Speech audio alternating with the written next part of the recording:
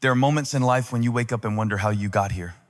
You look around and everything seems to be in place, yet something inside feels absent, disconnected, as if you were walking through life wearing a mask.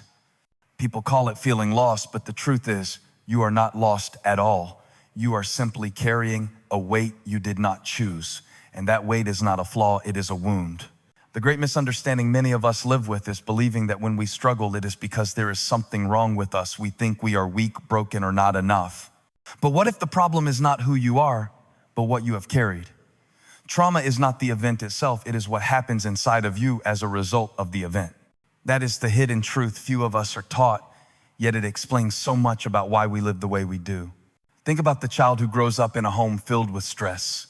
No one yells, no one strikes, yet the tension is thick enough to cut through. That child learns to be quiet, to avoid conflict, to anticipate every mood swing in the room.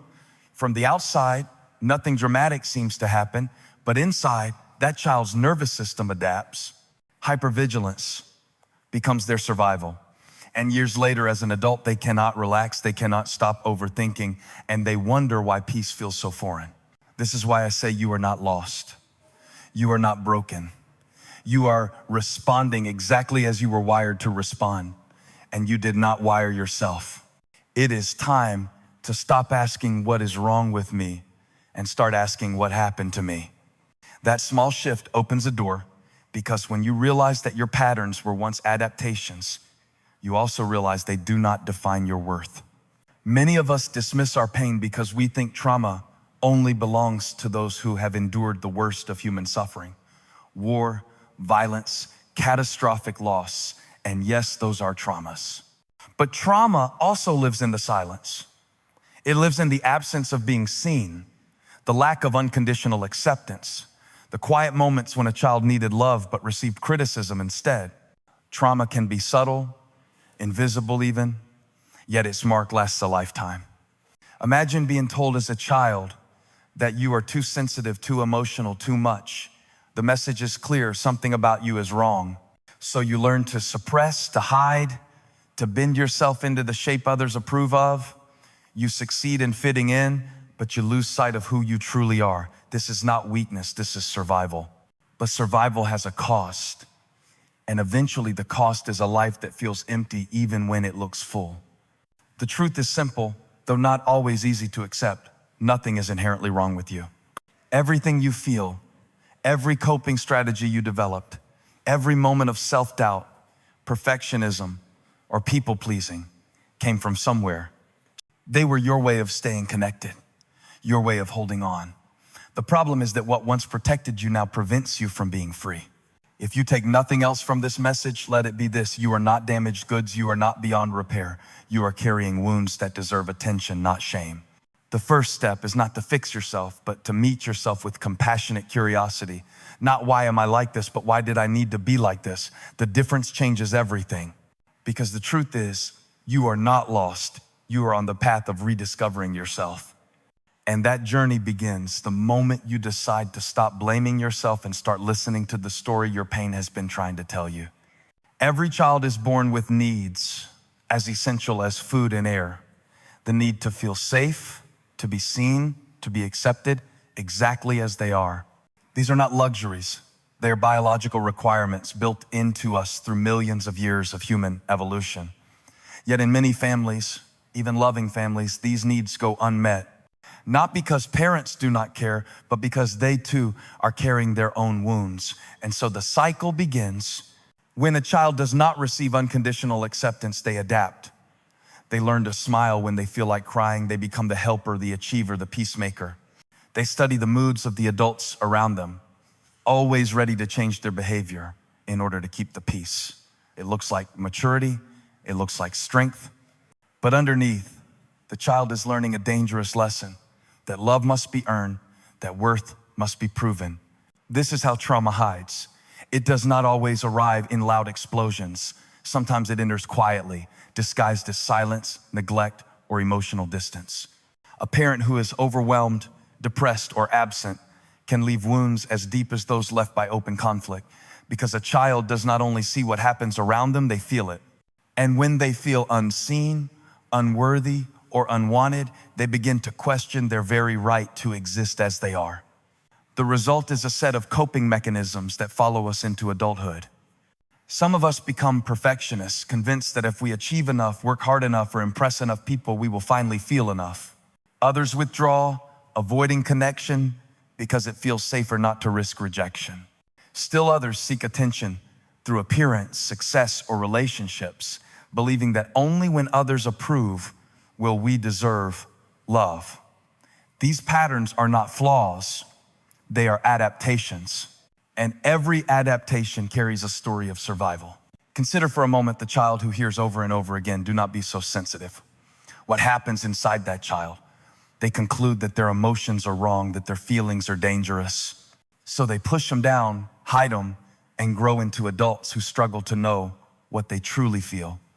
They may appear calm, composed, even unshakable, but inside they are disconnected from the deepest part of themselves. The world may admire their strength, yet they feel alone in their quiet suffering. Or think of the child whose parents were always stressed. They learn early that safety depends on keeping others calm. Hypervigilance becomes their constant companion. They scan every room, every expression, every tone of voice.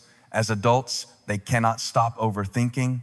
They call it anxiety, but in truth, it is the same strategy that once kept them safe. It is not weakness.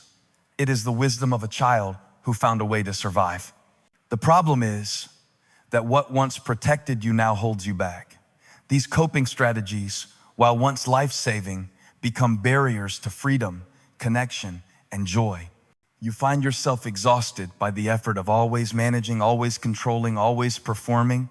You may even start to wonder why happiness feels out of reach, even when you seem to have everything you thought you wanted. This is where understanding makes all the difference. To see that you are not failing, you are adapting. To realize that your struggles are not evidence of being broken, but signs that your deepest needs were not met. That knowledge changes the question from what is wrong with me to what happened to me. And with that shift comes compassion, because you begin to see that your younger self did the best they could with what they had. The truth is that no child should have to earn love. No child should have to guess whether they are worthy of attention, affection, or safety. Yet many of us did. And so we built our personalities around the need to be accepted. We became who we thought we needed to be, but deep inside, the real self waits, patient and quiet, longing to be seen. Healing begins when we allow ourselves to acknowledge this truth, when we stop minimizing our pain by saying others had it worse, when we stop silencing our inner voice that whispers something is missing. Healing begins the moment we look at our patterns, not with judgment, but with compassionate curiosity. Why do I always feel the need to please others? Why do I struggle to rest? Why do I fear conflict or chase success as if my life depends on it? These are not signs of weakness. They are invitations to look deeper. And as you look deeper, you discover a profound truth. You are not defined by the wounds you carry. You are not the shame, the guilt, the anxiety, or the perfectionism. You are the one who survived. You are the one who adapted in order to hold on to connection, even when it was fragile. That deserves not criticism, but respect. The challenge is that the same strategies that once helped you now limit you. They keep you running on autopilot, reacting instead of choosing. They convince you that rest is dangerous, that vulnerability is weakness, that asking for help is failure, but none of that is true. Those are old beliefs formed in the mind of a child trying to make sense of the world. And now, as an adult, you have the power to question them, to rewrite them, and to choose a new way forward. So if you feel lost, remember this: you are not lost. You are on the edge of discovery. You are standing at the threshold of seeing yourself not as a collection of flaws, but as a human being carrying the wisdom of survival. Your pain is not a life sentence. It is a message, a call to return to who you were before the world told you who to be. And the journey back begins the moment you decide to meet yourself with compassion instead of blame. Because in the end, healing is not about becoming someone new. It is about remembering who you were meant to be all along. Your mind can tell you to move on, to forget, to act as if the past no longer matters, but your body keeps the score. Long after you have buried memories or convinced yourself that nothing significant happened, your nervous system remembers dua. It remembers through the way your heart races when someone raises their voice. It remembers through the knot in your stomach when you feel criticized. It remembers through the tension in your shoulders that never seems to go away. Trauma does not disappear simply because we want it to. It embeds itself in the way we feel, the way we react, and even in the way our bodies function. Science has shown us what wisdom has always whispered. The stress we carry as children does not vanish, it shapes us. When a child lives in an environment of fear, unpredictability, or disconnection, their body adapts. Stress hormones like cortisol and adrenaline flood their system more often than nature intended. In the short term, these chemicals are life-saving. They make you alert, faster, ready to escape danger. But in the long term, constant stress wears down the body. It raises blood pressure, weakens the immune system, alters brain development. What was once a survival tool becomes a silent thief of health. Think of it this way.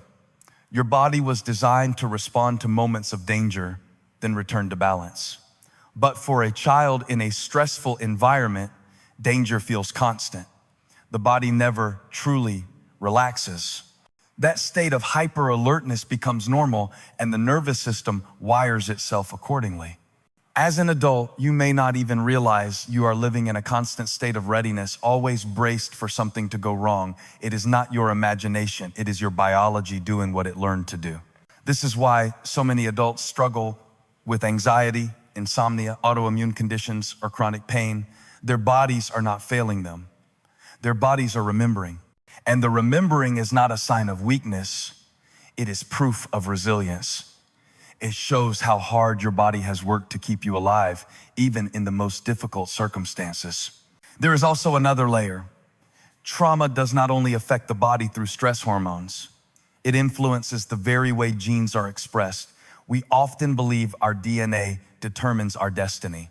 But the truth is more complex. Genes can be switched on or off depending on the environment. Trauma can activate genes that increase the risk of depression, addiction, or physical illness. It can silence genes that protect against disease. This is why two people raised in very different environments can have such different outcomes, even if they share the same genetic blueprint. Trauma is not only an emotional wound, it is a biological event. Consider the research on pregnant women during times of crisis. When mothers experience high stress, their unborn children show changes in stress hormone levels and brain development.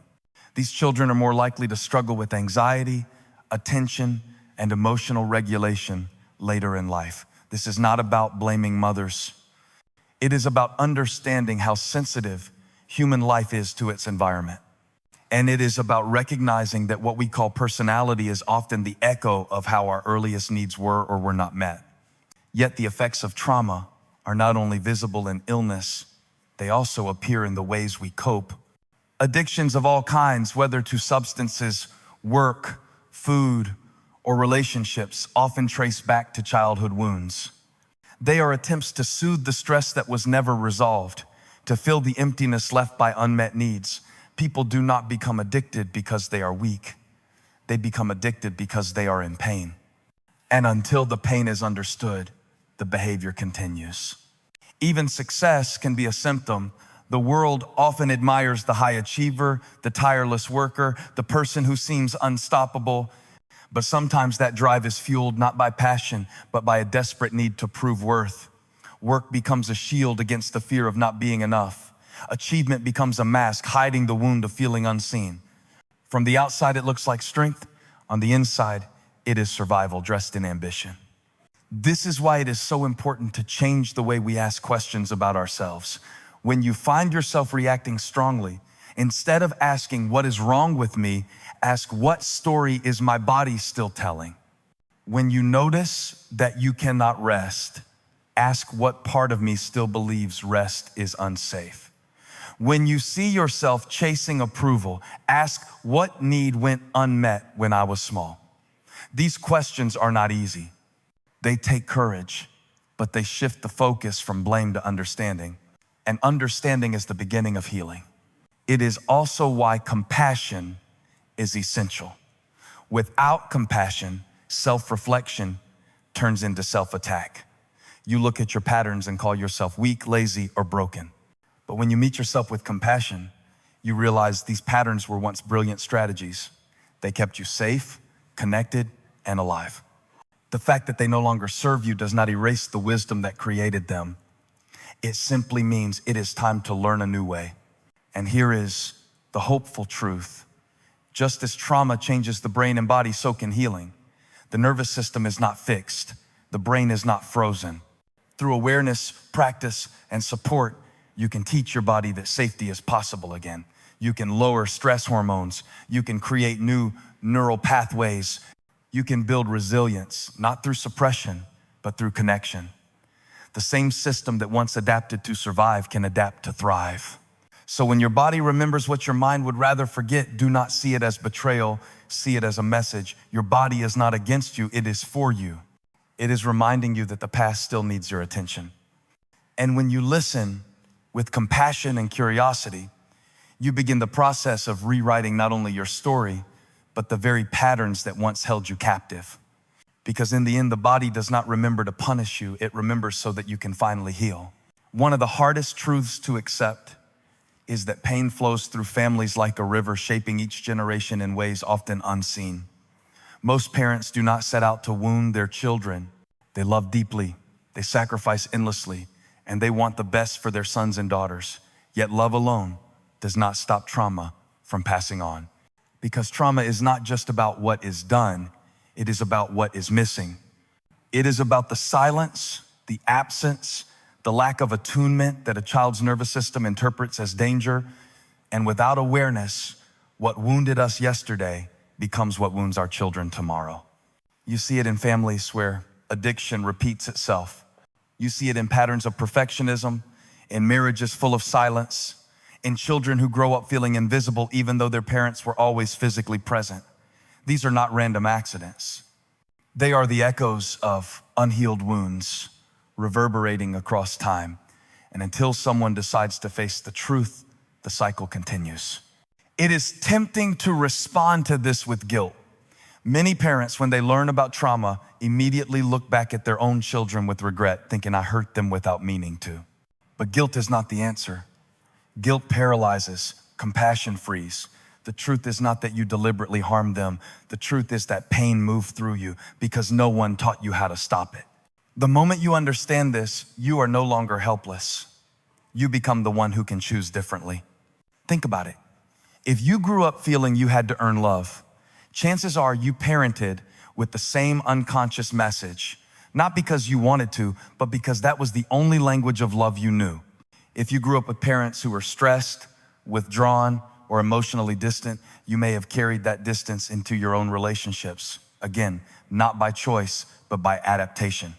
Trauma teaches us to survive, but not to thrive. Without awareness, we repeat what we endured, not what we hoped for. Breaking the chain does not mean being perfect. It does not mean giving your children a flawless childhood. It means giving them something different, something you may never have received yourself. It means presence instead of absence, curiosity instead of judgment, connection instead of control. It means letting your children know that their feelings are safe, that their worth is not conditional, and that your love is not a prize to be earned, but a gift they already have. But this change begins not with them, but with you, because you cannot give what you do not have. You cannot model peace if you are still at war with yourself. You cannot teach safety if your own nervous system still lives in fear. That is why the work of healing is not selfish. It is the most generous thing you can do for the people you love. When you heal, you change not only your own life, but the lives of those around you. Consider how powerful this shift can be. A parent who recognizes their own pattern of shutting down during conflict can pause and choose a new response, teaching their child that disagreement does not mean abandonment. A mother who once believed vulnerability was weakness can allow her child to see her sadness, teaching them that emotions are safe to feel. A father who grew up believing affection was unnecessary can learn to embrace his children, giving them the warmth he never received. These small changes break links in the chain of generational pain. It is important to remember, too, that healing does not mean erasing the past. You cannot change what happened, but you can change how you carry it. You can change the meaning you attach to it. And in doing so, you change the story your children inherit. Instead of handing them silence and shame, you hand them honesty and hope. You show them that pain is real, but it does not define us. That wounds may shape us, but they do not decide who we must become. Science confirms what wisdom has long suggested. Trauma passes through families, not only emotionally, but biologically. Stress in one generation changes hormone levels, immune responses, even the way genes are expressed in the next. But here is the hope. Just as pain can pass down, so can healing. When you choose to face your wounds, you are not only rewriting your own story, you are reshaping the environment for those who come after you. You are teaching them through your actions that love can be unconditional, that rest is safe, that joy is possible. The journey is not easy. It requires looking at yourself with compassionate curiosity instead of harsh judgment. It requires asking not why am I like this, but why did I need to be like this? It requires dropping the belief that you must be flawless to be worthy of love. But the reward is profound, because in breaking the chain, you do more than heal yourself. You give your children and their children a chance to grow without the weight you carry. And if you do not have children, this still matters, because every relationship you touch, every friend, every partner, every colleague feels the difference when you choose to heal. Your presence becomes a safe place. Your authenticity gives others permission to be themselves. You become a living example that the cycle can end, that freedom is possible. So the next time you feel guilt or shame about the past, remember this: the fact that you are asking these questions means you are already breaking the chain. The fact that you want to understand instead of repeat means you are already changing the future. You cannot erase what happened, but you can decide what happens next. And that choice is powerful enough to alter the course of generations. Because in the end, breaking the chain of generational pain is not about perfection. It is about courage. The courage to see, to feel, to change. And when you do, you prove a truth the world desperately needs to hear. That pain may flow through us, but it does not own us. And we always have the power to choose a different ending. There is a moment on the healing journey when everything begins to shift. It is the moment you stop asking what is wrong with me and begin asking what happened to me. It sounds simple, but the difference is profound. The first question assumes you are broken, that you are the problem, that shame is deserved. The second question assumes that you are human, that your struggles make sense, and that your pain carries a story worth listening to. That small change in perspective is the doorway to healing. Blame is heavy. When you carry it, every mistake feels like proof of your failure. Every setback feels like evidence that you are not enough.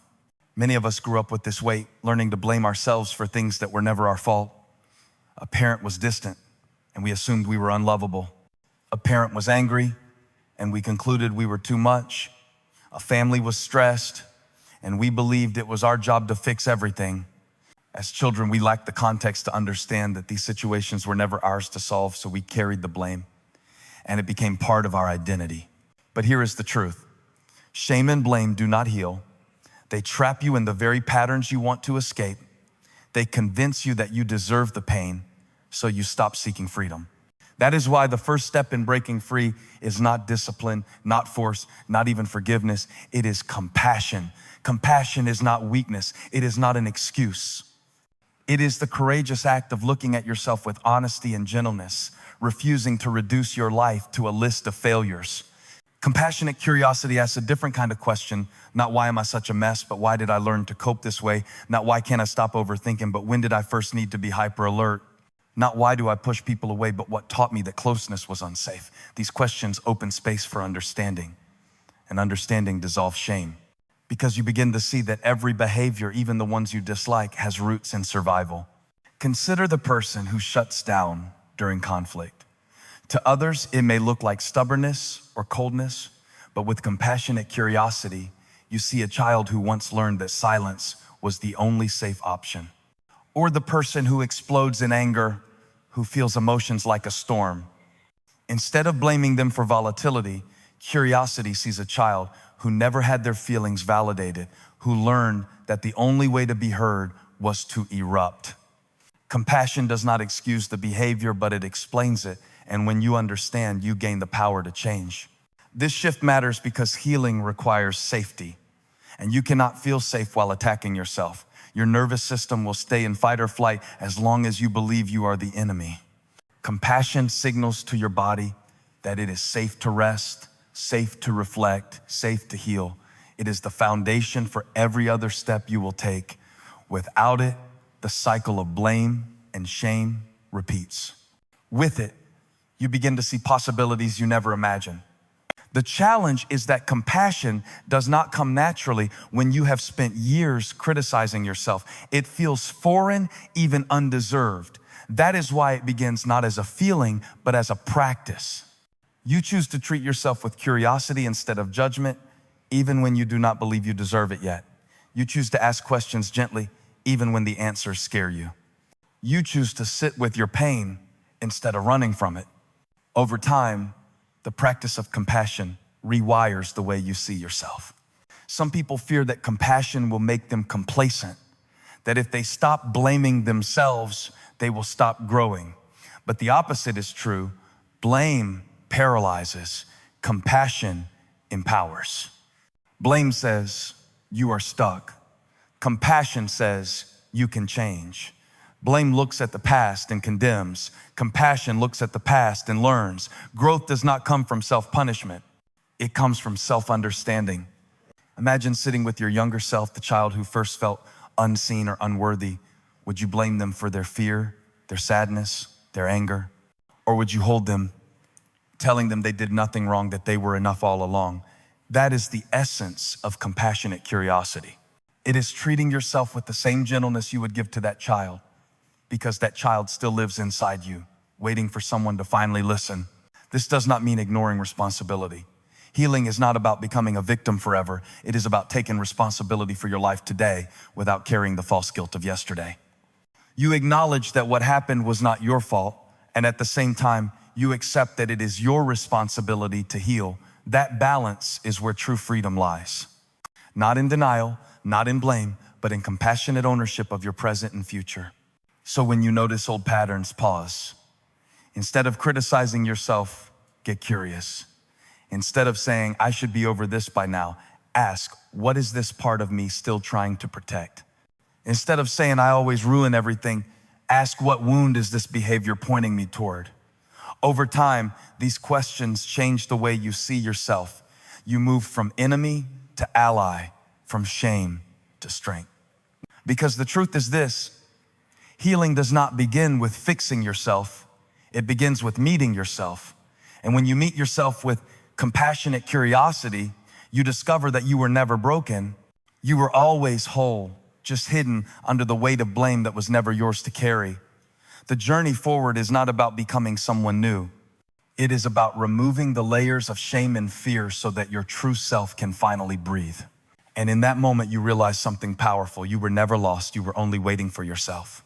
We often imagine healing as a grand breakthrough, a dramatic transformation where everything changes at once.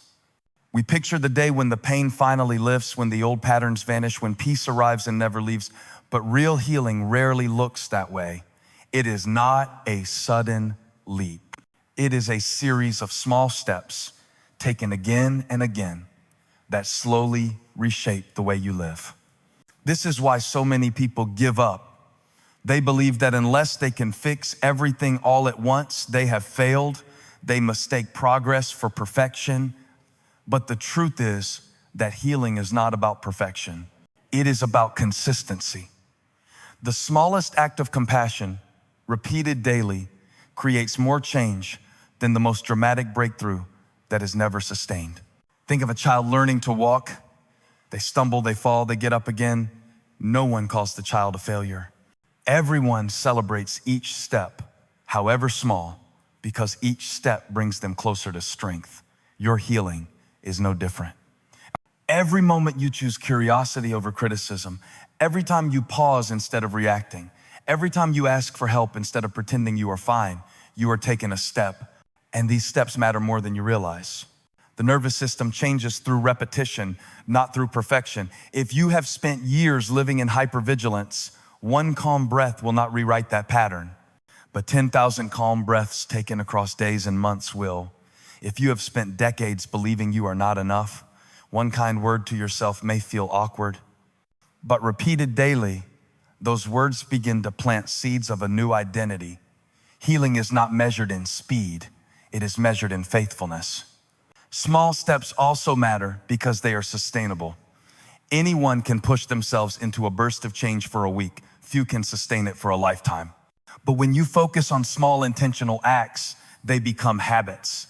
And habits are what shape who you become.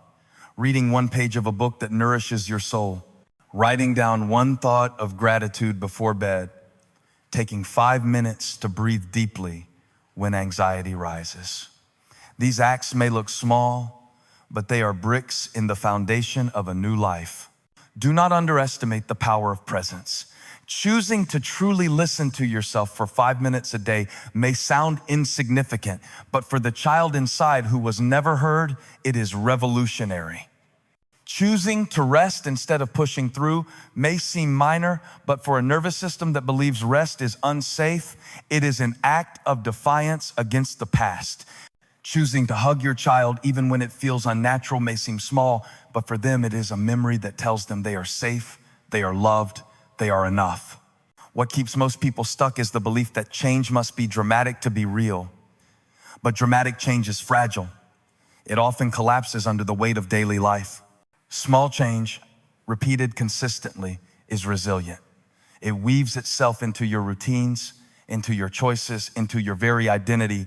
Over time, it becomes who you are, not just what you do. You may not notice the difference right away. Healing is often invisible in the moment. But then one day, you realize you no longer react the same way you used to. You notice you can pause before anger takes over. You notice you can ask for help without feeling shame. You notice you feel safe enough to rest. These moments are the fruit of countless small steps that once felt insignificant. There will be days when you stumble, when the old patterns return, when you feel like nothing has changed. That is part of the process. Healing is not a straight line. It is a spiral, revisiting old wounds with new strength, each time moving closer to freedom. The key is not to demand perfection, but to keep walking, to remind yourself that falling does not erase the progress already made. So do not wait for the perfect moment, the perfect plan, or the perfect version of yourself. Begin with one small step today. Ask yourself a gentle question. Take a slow breath. Reach out to someone you trust. Choose rest instead of endless striving. These are not small acts. They are the building blocks of a new life. Because the truth is this: healing does not happen in one dramatic leap. It happens in the quiet, steady rhythm of small steps taken with courage and compassion. And when you look back, you will see that those small steps carried you farther than you ever imagined. You do not need to be perfect to heal. You only need to be willing to take the next small step. One of the most painful effects of trauma is that it steals your trust. Not only trust in others, but trust in yourself. You begin to question your feelings, your instincts, even your own worth. You wonder if your emotions are valid, if your decisions are sound, if you can ever truly rely on yourself. And when you cannot trust yourself, life feels like walking without ground beneath your feet. This loss of trust does not happen by accident. As children, when our needs are unmet or dismissed, we learn that our inner signals cannot be trusted. A child cries, but no one comes, so they learn that their voice does not matter.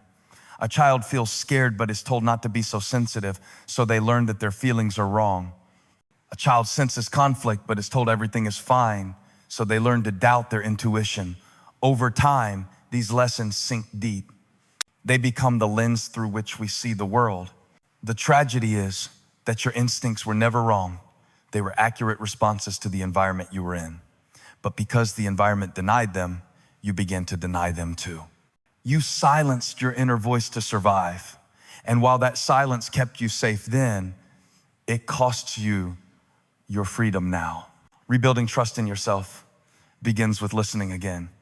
It is the practice of paying attention to the signals you once ignored. When your body feels tense around someone, instead of dismissing it, you pause and notice. When your emotions rise in a situation, instead of shaming yourself, you ask what they are trying to tell you. When your intuition whispers, you lean in instead of pushing it away. At first, it feels uncertain, but with time, you realize that your inner voice has always been there, waiting for you to return. It also means reframing mistakes. Many of us fear making choices because we are terrified of being wrong. But mistakes are not proof that you cannot trust yourself. They are proof that you are human. Every decision, whether it turns out as planned or not, teaches you something. And the more you practice deciding, the more you rebuild the muscle of trust. You do not need to be flawless. You need to be faithful to yourself, even when the outcome is imperfect. Trust also grows through embodiment. Your body carries truths your mind often denies. Notice how your breath changes when you are at peace, how your shoulders relax when you feel safe, how your stomach tightens when you sense danger. These signals are not random. They are your body's way of guiding you. Relearning to listen to them is a powerful act of self-trust. Small practices help. Journaling your emotions without judgment, checking in with your body throughout the day, asking yourself what you need instead of what you should do, setting boundaries even when they feel uncomfortable. Each act is a message to yourself saying, I hear you, I believe you, I will not abandon you again. Over time, these messages become a foundation of trust. The greatest challenge is patience. Trust does not rebuild overnight. It is a slow unfolding, a steady return. There will be times when you doubt yourself again, when old patterns resurface, when fear tells you that you are not ready. But every time you choose to listen instead of dismiss, every time you choose to honor your feelings instead of shaming them, you are proving to yourself that you can be trusted. It helps to remember that you are not starting from zero. Deep inside, you already know how to trust yourself. You did it instinctively as a child before the world taught you otherwise. Healing is not about creating something new. It is about remembering what was always there. So begin today. When you feel uncertain, pause and listen. When you feel afraid, remind yourself that fear is not a flaw, it is information. When you feel the urge to dismiss your own needs, choose instead to honor them, however small they may be. Each choice is a thread, and together they weave a fabric of self-trust strong enough to carry you forward. Because the truth is, you are not broken, you have always been whole. And when you learn to trust yourself again, you no longer walk through life searching for ground. You realize the ground was always beneath your feet, waiting for you to believe in it again. Healing is not only about understanding your pain, it is also about reclaiming the parts of you that were silenced along the way. And one of the most overlooked parts is your ability to feel joy, to experience wonder, to play without fear of judgment. Many of us grow up believing that play is childish, that joy is a luxury, that seriousness is the sign of maturity. But in truth, play and joy are not optional. They are essential for a life that feels whole. As children, play was our natural state. We explored, we imagined, we laughed without hesitation. But somewhere along the way, the world told us to stop. Maybe we were shamed for being silly. Maybe we were told to grow up, to be responsible, to stop wasting time.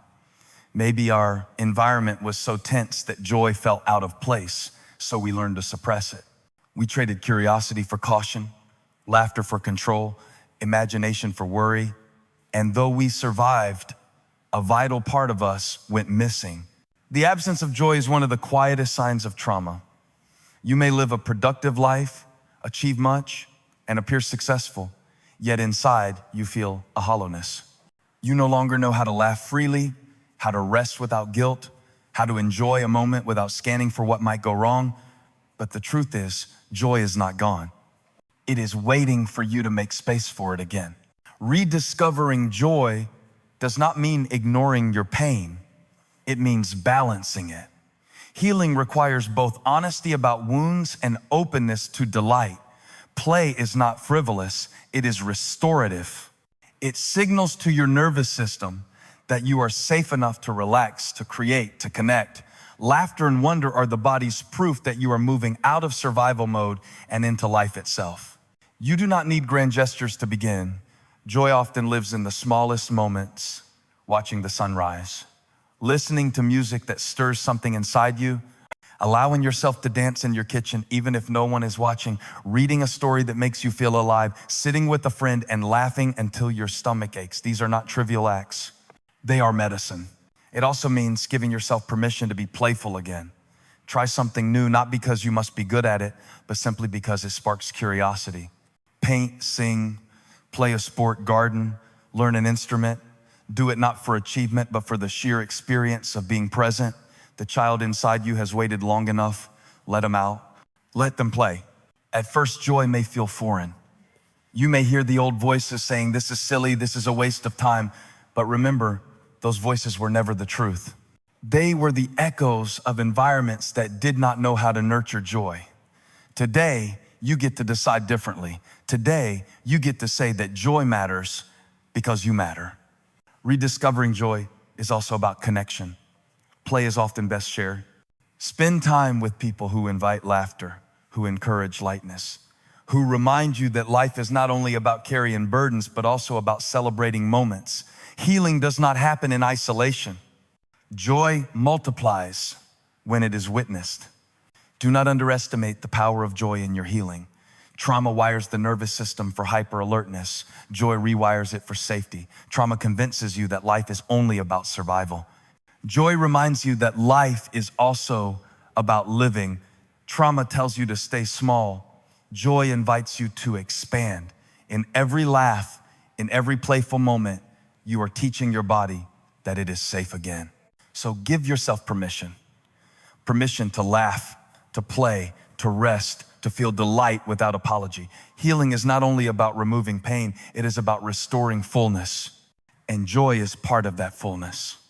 If you remember nothing else from this, remember this. Joy is not a reward you earn after you are healed. It is part of the healing itself. Each moment of play, each spark of laughter, each breath of wonder is a step back toward the wholeness you thought you had lost. So I invite you to try one small act of joy today, something simple, something light, something just for you. And as you do, notice how your body responds. Notice how your spirit lifts. Notice how healing begins to feel less like work and more like living. Because the truth is, you deserve not only to survive, you deserve to live fully, to laugh deeply, and to rediscover the gift of joy that has been waiting inside you all along. Begin today with one small act of joy. Choose something that makes you smile, however simple it may be. And if this message spoke to you, share it with someone who may need the reminder that healing is not only possible, it can also be joyful. Together, let us create a world where healing is not just about mending wounds, but about rediscovering the beauty of life itself.